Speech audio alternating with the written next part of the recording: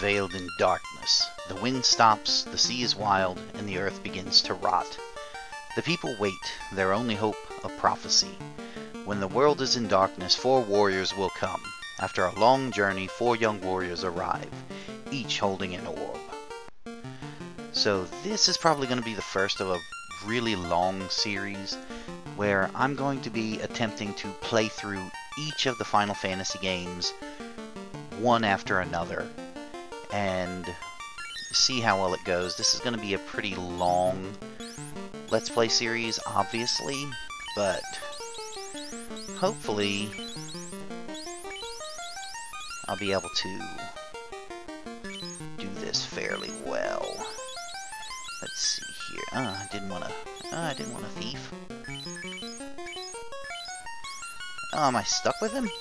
No. Oh! This black belt is what I want.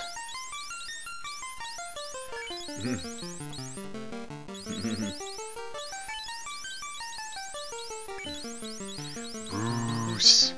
Bruce, we will name you Bruce as best we can. Bruce. White Mage. Where's White Mage? There we are. Usually, my normal party of choice is Fighter, Red Mage, White Mage, Black Mage. I know a lot of people like Fighter, Thief, White Mage, Black Mage, so they can use all the weapons in the game. But, you know, there's really something to be said for having a black belt on your team, especially when you get them to high level. They just wreck everyone and everything. So...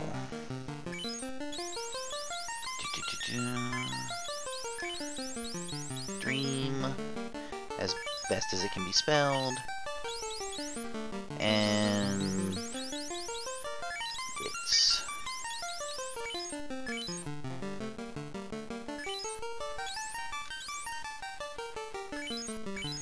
actually, let me rename this guy,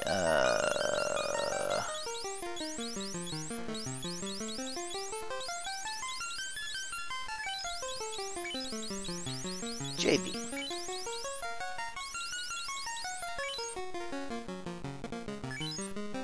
Okay. Really? It's gonna make me do it again?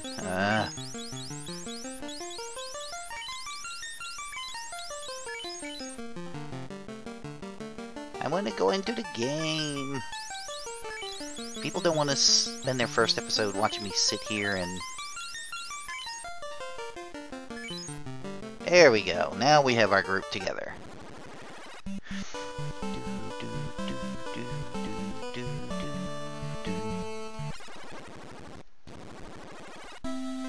And as all getting to see. This is Corneria, the Dream City. Oh, really? What do you dream about, lady? You dream about me? I bet you do. Let's see, a dancer. Arelon, the dancer. Hop around on one leg.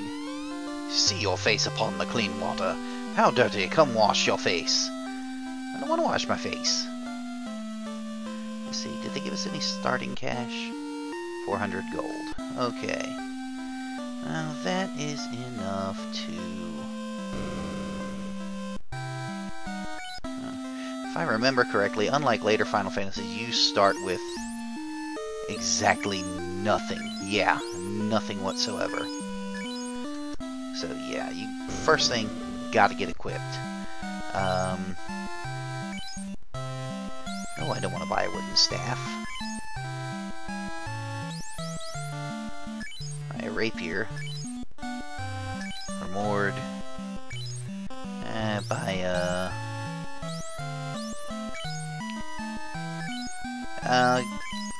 JB's gonna start out with some nunchucks, but it's probably not gonna keep them for long. For Dreamy, the iron hammer, and for Ditzy, the small knife. at least early on in this game, the best defense is a good offense. If you can kill the enemies quickly, then you're probably a lot better off. But can't hurt to at least have some defense. Okay, give Mord some armor. Give JB some armor. Yes, I want to buy your cloth. This isn't the armor you deserve, but it is the armor you need right now. Okay, did it equip them, or did it just throw it at them? Okay. Oh wait, no. No, they weren't equipped. They're just carrying it.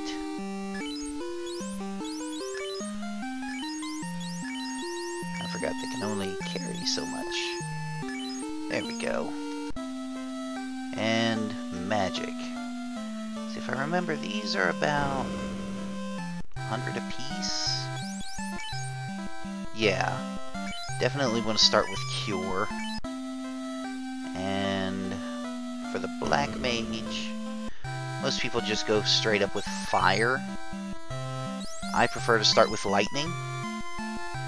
I don't know why, I just do. So, what do these other people have to say? Let's see here. Let's see. Lucan left this town to join his colleagues at Crescent Lake. Yes, we'll learn all about that about 80% of the way into the game. Please save the princess! I didn't even know she was missing at this point. The king is sure that someday the Light Warriors will come to save the princesses. Princess. It's a new mouth, I'm breaking it in. Just as in Lucan's prophecy. Here's Lucan again. Now, this is something kind of unique to these original Final Fantasy games. Is the clinic. The clinic is, if your characters die, you actually have to take them to the clinic to get raised. If I'm remembering correctly, there is no potion equivalent to like a Phoenix down in this game. I could be wrong. It's been a long time since I've played. But, yeah. It's used to bring characters back from the dead. And of course the inn is used for saving. And now I guess we go talk to the king. You know what? Screw it. I want to fight. Get into a fight or two. These gorgeous 8-bit graphics, of course. Oh, great. One of the biggest fights you can get into. Something else about this particular version of the game, seeing as this is the original, is you actually have to be careful, because if you attack an enemy and kill it, if multiple characters are queued up to attack an enemy, and you actually kill it, and an extra person is set to attack it, like watch here. Let's see. Yeah, see, that's a completely wasted attack. It doesn't automatically go on to the next character. And that, well, in a way that kind of sucks. I think I'm going to have to make a few more adjustments to this before I do the next part, because apparently I'm having some issues with the sounds, well, the game itself having some slowdown issues while I'm recording. Not too bad. Also, the inn in these games are used not just to heal, but they're also one of the few places where you can actually save in the game.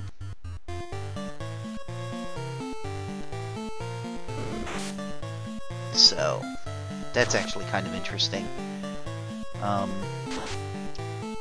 Another little tidbit about this game that I'll get into a bit later is, again, unlike later remakes of this game, there's a certain spot in the game where if you spend time, if you're willing to spend the time grinding to earn the money, you can get well, it's better if you have a fighter and a red mage or 2 fighters, but it is possible to purchase a sword that literally you will not replace until you're over 75% of the way, almost 80% of the way through the game. It's just insanely overpowered for the area it's in. And of course, it's kind of a lot of fun to do, to play with stuff like that. Wow. I also forgot how slowly you actually level up in this. I'm probably just going to play around here until the point where I would level up once, so you can see what that would look like. And then I will end the episode. But, just so you know,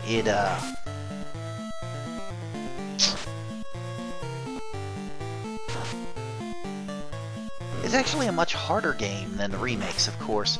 That's another thing about how, say, Magic works, is you notice there's no listing for spell points or magic points for this game.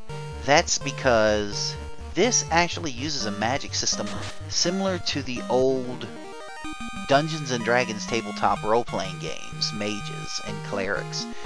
You memorized a certain number of spells of each level per day, and that's all you could cast.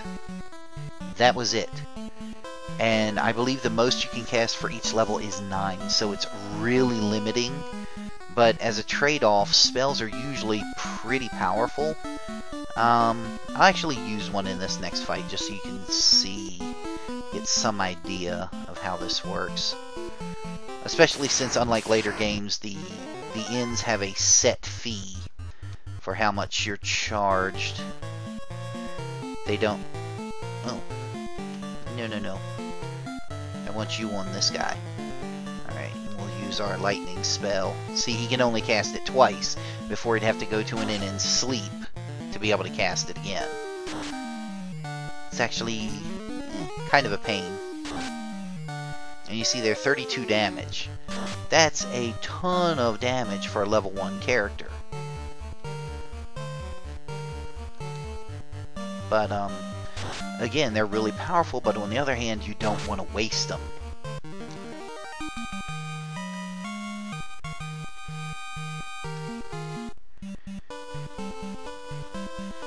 Actually, most likely I'm going to end the episode right here, and next episode we'll go into the castle and explore a little bit, talk to the king, and see exactly what's going on. In the meantime, this is Mordenheim, signing off. I hope you've enjoyed, and I look forward to many more episodes in the future. Thank you very much. Farewell.